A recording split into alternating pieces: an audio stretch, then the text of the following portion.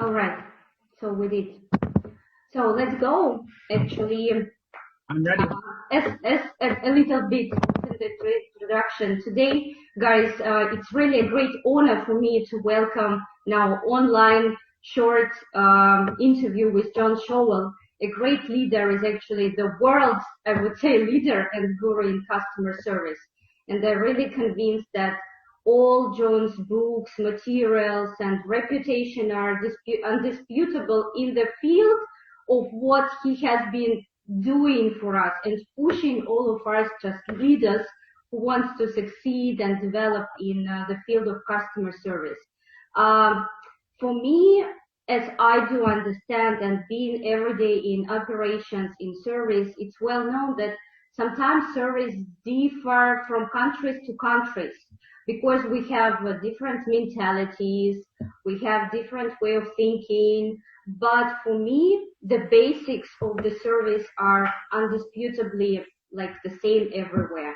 That is why I want today to direct our conversation with John to the basic moments, and also to talk about how in countries and specifically in Russia, how people can and the leaders can launch the customer service culture in their companies, and a little bit talk about the situation in Russia. So once again, John, thank you for participating. No problem. Yeah, so my first question is actually about the following, about the scope of service methods, and you teach and you coach us a lot about that in your materials. But let's say for you personally, is there any kind of specific point where the service starts, and what is service mean for you? Well, service means to me that you need to exceed customers' expectations. Your single goal every day should be to have over happy customers. If you have over happy customers, you make a lot of money. And how do you achieve over happy customers? It means you have to trust your employees and you have to trust your customers. Yeah. And one of the bigger obstacles I see in Russia is that we have rules and policies and procedures, and we make things really complicated, overly complicated, because we don't trust our customers, we don't trust our employees. We want to make things very difficult. And what we're talking about is how do we make it easy for people to do business with us? How do we eliminate all these crazy rules and policies and procedures? Amazon built a business on speed, on ease of doing business. They trust their customers. They trust their employees. And we need to do the same thing in Russia so that when somebody wants to do business with us, it's really easy in Russia to do business with us. And that means that you have to eliminate all these crazy policies and rules and procedures. We have to dot too many I's, cross too many T's in Russia. It is 10 times more complicated to do business in Russia than the United States. Yeah, true. It reduces speed, it increases costs. And price is very important. And I think that everything in Russia is too expensive. And partly because we have so many rules and policies, we have to have too many employees, we have to go through too many processes in order to achieve it. I think that in Russia, you could dramatically reduce your costs if you can eliminate all these extra hands that have to process everything. And every time you have to have another person look at it, it increases the cost. Right. And price is really important. If I was in Russia, I think you could dramatically reduce costs, dramatically reduce prices if you can increase the speed and the ease of doing business. And that means, though, that you've got to trust the customer and you have to trust the employee. And those are the two obstacles, a few of the obstacles we face in Russia. Customer service is not complicated. It's really quite easy. It's all you got to do is take care of the customer, give the customer what they want, and you make a lot of money. Yeah, and actually it was also the question is about the changes, right?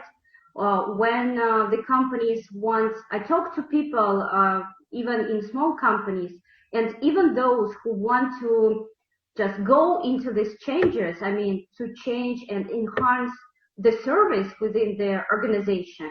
For them, it's equal to, difficulties, challenges, because they have to prepare their teams, people.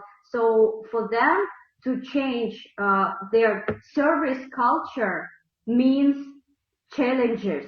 And as you said, it's connected also with the cost.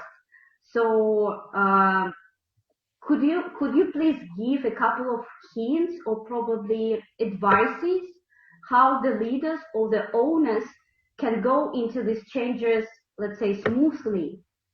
Are there any hints or any recommendations? Well, I have my new book that just came out, Relentless. It's in English, and the Russian version has been printed by Synergy, which should be out soon. But the reason I wrote Relentless is because firms focus on this for a few days, sometimes a few months, occasionally for a few years. This has to be like breathing. It has to be part of your culture. It has to be a lifetime commitment. You can't focus on customer service, Yana, for a few months or for a couple of years. It has to be part of your culture. Right. That means you have to build and develop your people. You have to always trust your customers. And if you trust your customers and you trust your employees, then you can have greater speed. You're going to take care of the customer, but it has to be driven from the top. It has to be part of the culture. And you got to decide starting today that we're going to be a customer service driven company. And we're going to take care of our customers. The customer is always right. In my book, I talk about Stu Leonard's, and they have a big 3 granite stone in front of each of their stores, and it says, rule number 1, the customer is always right. And rule number 2 is the customer is always right. You got to understand that the customer is king. If the customer is king and you take care of the customer, money falls from the sky just like snow. And it is not complicated. True. And part of the problem is that we make things too complicated. All we got to do is trust the customer, give the customer what he wants. If we give the customer what he wants, he gives us more money. And with more money, then we can really do well. That's my 9:30 reminder for this Zoom call. Okay. All right. So customers want a few basic things. They want speed. They want ease of doing business. They want to be able to do business 24 hours a day, 7 days a week. And we have in Russia too many employees. We have too many crazy rules and procedures. We need to make it easier for people to do business with us. When somebody calls, we need a live person to answer the call in 1 or 2 rings. We don't need voicemail. We don't need to go through these pound things and then eventually you finally find somebody. You just need to make it easy for somebody to do business with you. All right. Ideally, you want somebody to answer the phone in 1 or 2 rings with a live person. You need to be, in Russians are operating at 11 o'clock at night and they're moving 100 miles an hour. The question is your firm open at 11 o'clock at night with a live person? Right, right. So we just need this greater speed, this greater ease of doing business. And then we want the employee to be able to make a decision on the spot in favor of the customer, instead of saying, let me talk to my supervisor. I'm sorry, she's not available right now. I'll call you back tomorrow.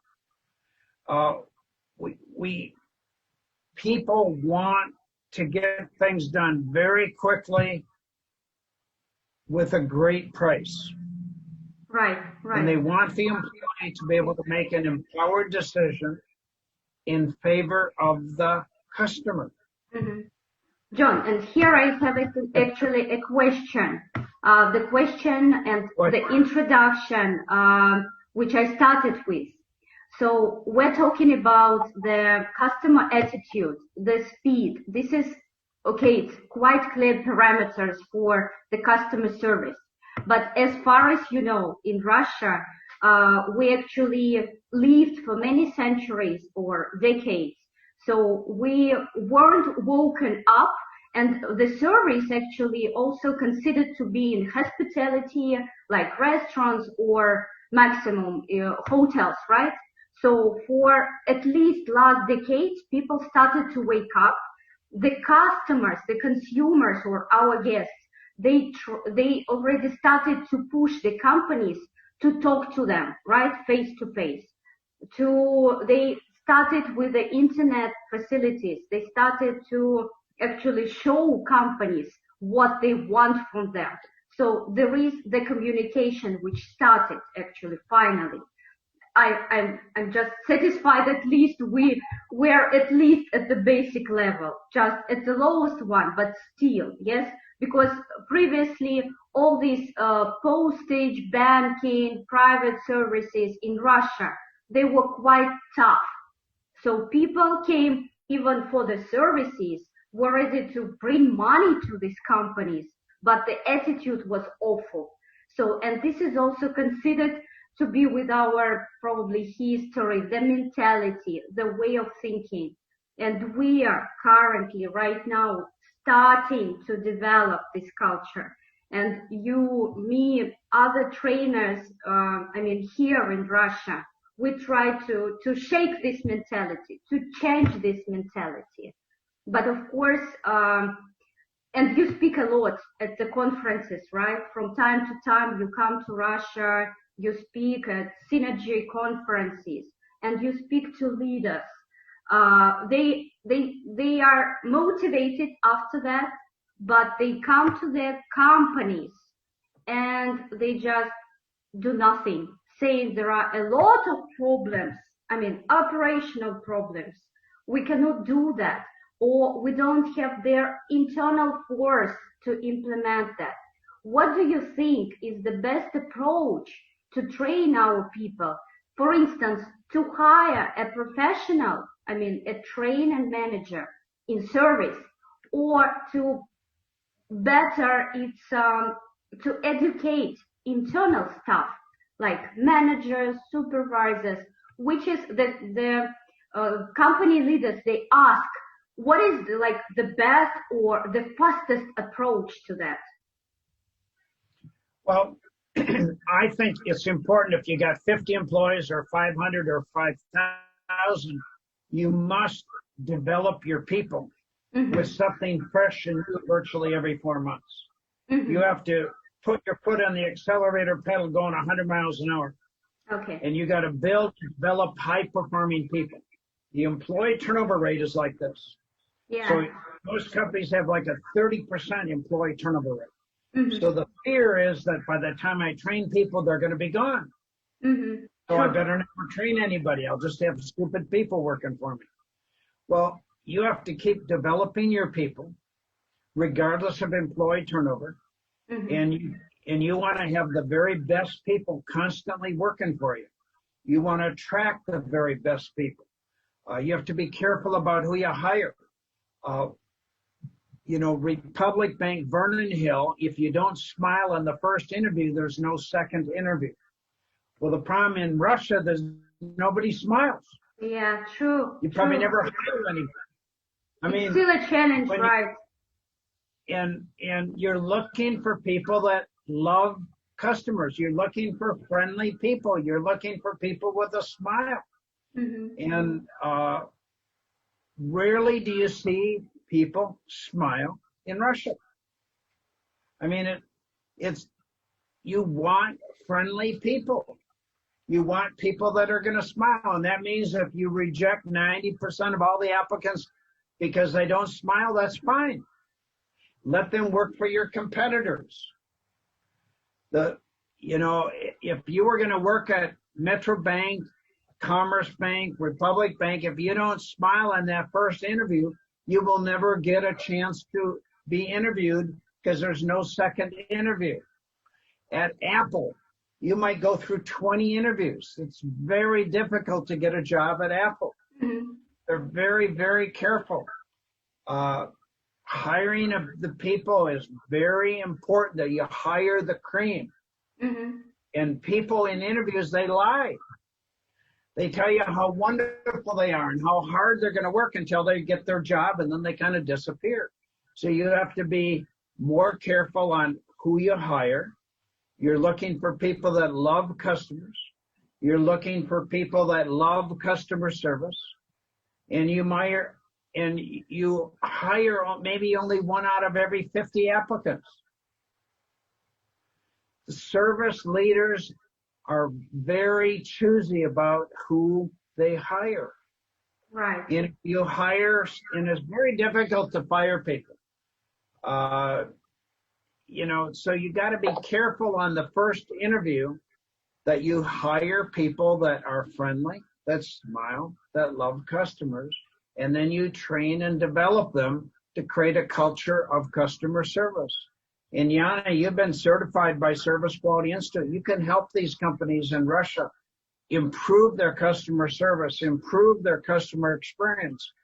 But you got to start at the top with management. Yeah. Management oftentimes doesn't know they're in customer service. They think they're in technology. They think they're a hotel. They think they're in manufacturing. That everybody has to understand you're in customer service. True. Okay. And then you want to create customer-friendly processes and systems that make it easy for people to do business with your company. And we have too many rules, too many policies, too many procedures, and we make things too complicated. Right. And that increases the cost. Every time you have to have somebody else approve it, it increases the cost, increases the time. Okay. The goal is to make it easy for somebody to do business with your company. True. John, here I have also another question, about the correlation between their service enhancements or development and the company profit. Sometimes even in small businesses, leaders or the owners, they just do not assume that the development of the service is a kind of strategy, let's say a long-term investment, not a short one. And these people, they understand they need service, to build their teams, but they do not see, like the outcome at once, right? As we told, this is the process. That is why, especially now, people everywhere are trying to optimize their costs, especially in pandemic times. Let's say, they say it's a kind of, a new excuse, pandemic excuse. Could you comment on that? Because my position currently in that situation, specifically for hospitality, yes, we need to optimize, but smart, to optimize smart. We cannot let our people, go without any training, because pandemic will end, right?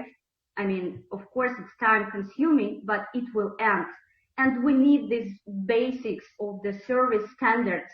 We need to keep that urgently, because this would be our tool to get more customers afterwards.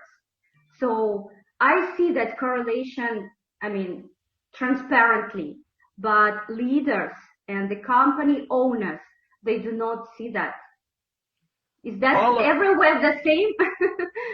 Yana, all my research shows that firms that focus on a service strategy have the highest growth, the highest revenue. I can go to Apple, I can go to Amazon, I can go to Chewy.com. Every company that focuses on delivering an awesome customer experience has more growth, greater profits, greater market share. Agree. Totally agree. And so Chewy.com is growing 40% a year. And everything is built around the customer experience. If you buy dog food from Chewy and you don't like it, you just call them up and you say, my dog doesn't like the dog food. Mm-hmm. And they don't ask for it back. They just say, keep it, we'll get you some different food. They're after long-term customers. The customer is always right. I have a friend of mine, and the reason that she uses Chewy is because she says they love my pet more than I do, or as much as I do. And this is how you develop long-term customer relationships. So do I understand correctly? So for those leaders and for companies owners, the best, let's say,